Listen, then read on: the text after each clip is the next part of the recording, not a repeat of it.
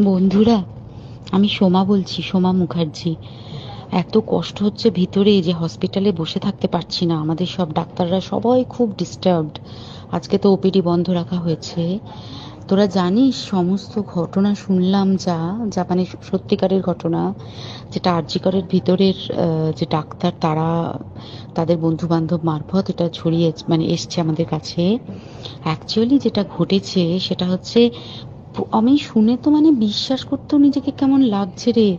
প্রত্যেকটা আমাদের ওয়েস্ট বেঙ্গলের প্রত্যেকটা মেডিকেল কলেজে, বিশেষ করে কলকাতার সরকারি মেডিকেল কলেজগুলোর প্রিন্সিপালরা, ডিপার্টমেন্টাল হেডরা, প্রিন্সিপালরা বিশেষ করে, তারা পাশ করানোর জন্য স্টুডেন্টদের কাছে রীতিমতো টাকা নেয়।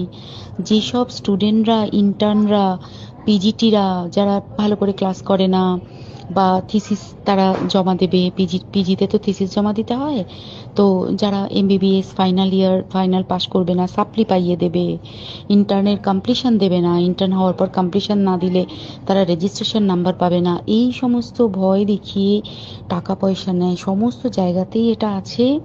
এর মধ্যে সব থেকে নিকৃষ্টের থেকেও নিকৃষ্টতম হচ্ছে সন্দীপ ঘোষ, প্রিন্সিপাল, যে তোর আমাদের কি বলে,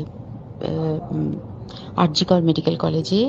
সেখানে ভাব যে ওনার একটা বিশাল নেক্সাস ছিল, যাতে উনি বেশ কিছু ইন্টার্ন, হাউস স্টাফ এদেরকে দিয়ে ওই নেক্সাসটা চালাতেন। তারা ওখানে একটা সেক্স র্যাকেট চালাতো, তারা একটা ড্রাগ র্যাকেট চালাতো। ড্রাগ র্যাকেট মানে ওই যে ওটাতে বলেছে না, ড্রাগ মানে শুধু ওই হেরোইন আর ব্রাউন সুগারের ড্রাগ খাওয়া বা মদ খাওয়া নয়।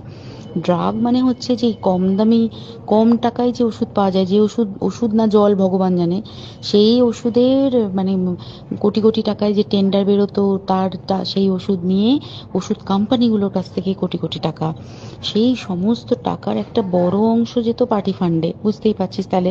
সেই জন্য পার্টির একদমই কাছের উনি, পার্টির মানে একদম খোদ ওপর লেভেলের একদম আসল জায়গাকার কাছে। তো এবার উনি এই যে নেক্সাসটা চালাতেন, তাতে রীতিমতো কোন ইন্টার্নকে উনি পাশ করাবেন, কোন পিজিটিকে উনি থিসিস কমপ্লিট করাবেন, সেগুলো সব ভয় দেখিয়ে টাকা নিতেন। আর তার হয়ে কাজ করতো ওই ইন্টার্ন হাউস স্টাফের একটা পুরো বড় নেক্সাস।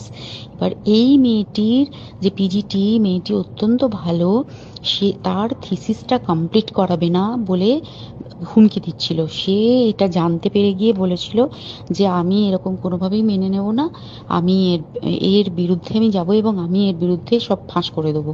তখন তাকে রীতিমতো ধমক দেওয়া হচ্ছিল। এটা চলছিল লাস্ট 6 মান্থস ধরে। 6 মাস ধরে তাকে হুমকি দেওয়া, তার প্রতি বেশি বেশি প্রথমের দিকে কি করছিল, অত্যাচার করছিল। কিরকম, বেশি বেশি করে নাইট ডিউটি দিচ্ছে, at a stress 36 hours duty, বেশি বেশি করে নাইট, বেশি বেশি করে খাটানো। এবং এগুলো সব জানে ডিপার্টমেন্টাল হেড, চেস্টের যে ডিপার্টমেন্টাল হেড সেও জানে, সিনিয়র পিজিটিরা সবাই জানে। প্রিন্সিপালের নির্দেশেই হচ্ছে এবং ওনার নেক্সাসের ছেলেমেয়েরাই কাজ করছে। তারা 6 মাস ধরে এটা করেছে। করার পরেও যখন ওকে আটকাতে পারেনি, তখন কি করেছে, ওই দিনকে ওরা ঠিক করেছে, যে দিনটাতে এই ঘটনাটা ঘটেছে, সেদিন কতখানি প্ল্যান্ড এবং গট আপ গেম দেখ। সেই দিন ওই ঘরে, ওই সেমিনার রুমে প্রত্যেক দিনই 4 তলার আরো অনেকেই যারা সিনিয়র পিজিটি বা জুনিয়র পিজিটি, তারা কিন্তু বিশ্রাম নিতে যেত, অনেকেই ওই ঘরে যেত। সেই দিনকে ও একা, ওকে বলেছে তুমি ঘুমিয়ে পড়ো, ওকে একা রেখে এসেছে। বাকিরা কাউকে যেতে দেয়নি, বলেছে ওই ঘরে আজকে ঘটনা ঘটছে, কাজ হচ্ছে, ওই ঘরে কেউ যাবে না। ওই ঘরে সেই দিনকে ওর সাথে যখন খাওয়া দাওয়া করেছে বাকি 4 জন, সেই 4 জনের মধ্যে একটি মেয়ে পর্যন্ত ছিল। সে কিরকম মেয়ে চিন্তা কর। এরা ডাক্তার না জানোয়ার জানি না, আমি জানোয়ার বললেও জানোয়ারদের অপমান করা হয়, কারণ জানোয়ার সমাজে এরকম কাজ হয় না। তো ডাক্তার না কি আমি বলতে পারবো না। সেই ইন্টার্ন মেয়েটি আরেকটি ইন্টার্নের গার্লফ্রেন্ড। তো তার সাথে ওই পিজিটি মেয়েটি প্রচুর ঝগড়া হয়েছে। ঝগড়া হওয়ার পরে তারা তো হুমকি টুমকি দিয়ে চলে গেছে, দিয়ে তারপর বলেছে তুমি ঘুমো। এবার ও তো আর জানে না, ভালো মনে শুতে এসেছে। তারপরে তারা গিয়ে মদটদ খেয়েছে, 7-8 জন মিলে চড়াও হয়েছে। এবং তোরা জানিস যে প্রথমে তার হাত দুটোকে দুপাশে 2 জন ধরে রেখেছে, এবং সেই কাজে সেই মেয়েটিও সাহায্য করেছে, ইন্টার্ন মেয়েটি। 2 জন ওকে পা দুটোকে টেনে জরাসন্ধের মতো ছিঁড়ে ফেলেছে, ছেঁড়ার মতো করে টেনেছে, যাতে পেলভিক বোন ভেঙেছে, কলার বোন ভেঙেছে। কি বিপর্যস্ত মানে বিধ্বস্ত, কি নৃশংস অত্যাচার করেছে। ওকে উল্টো দিক করে শুইয়েছে, পিঠের ওপর দিয়ে বুট পরে হেঁটে গেছে, মাথাটাকে এমন থেঁতলেছে যে মানে স্কাল ফাল রাপচার হয়েছে। এই সমস্ত করার পরে শ্বাসরোধ করে তাকে মেরেছে। মেরে তারপরে আরো যেটা আরো ভয়ঙ্কর, যে একটা মৃত মানুষকে মিনিমাম ডিগনিটি দিতে জানে না, তারা নিচে এসে দেখেছে ওই সঞ্জয় তখন বসে মদ খাচ্ছিল অন্য আরো গ্রুপ ডি স্টাফদের সাথে।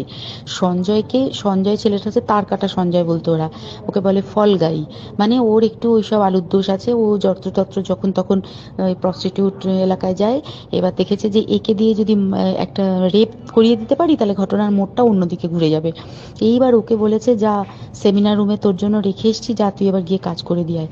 ও এসে ওই ডেড বডিকে রেপ করেছে যাতে তার ভ্যাজাইনাতে সিমেন্ট পাওয়া যায়। তো এবার এই হচ্ছে, প্লিজ আমি নাম করে ফেললাম সব কিছুই। কতজন আমি যে নামগুলো পাঠিয়েছি এই সব ডাক্তাররা, এরা সব জড়িত জানিস, কিন্তু কেউ কোনো প্রমাণ নেই। প্রমাণ লোপাটের জন্য সেদিনকে ওই ইন্টার্ন এবং ডাক্তাররা যে ওইখানের যে বাথরুমটাতে হাত পা ধুয়েছে, রক্ত ধুয়েছে, সেইটাকে সাত তাড়াতাড়ি প্রমাণ লোপাটের জন্য ওই দেওয়ালকে ভেঙে দিয়ে তার মানে ওই বাথরুমের জায়গাটাকেই ভাঙতে হচ্ছে ওদের। ওখানে নাকি ওরা রুম বানাবে, কালকে দেখেছিস তোরা খবরে। আর বেশি বলতে পারছি না, মানে তোরা তো সবাই প্রোটেস্ট করিস, আমরা তো আমাদের দিক থেকে করছি, কিন্তু কিছুই হবে না। এই পোড়া দেশে কিছুই হবার নেই, শুধু ভেতরে ভেতরে গুমড়ে গুমড়ে কষ্ট পাওয়া। আর আগামী প্রজন্মের যে ডাক্তাররা বেরোবে, তারা যে ইন্টার্ন বা পিজিটি বা এই যাদের কাছে আমরা যাব ভবিষ্যতে, তারা কি ডাক্তার না কি আমি জানি না, কি নিয়ে তাদের কাছে আমরা যাব আর কি করেই বা আমাদের পরের প্রজন্মকে আমরা সুরক্ষিত রাখবো।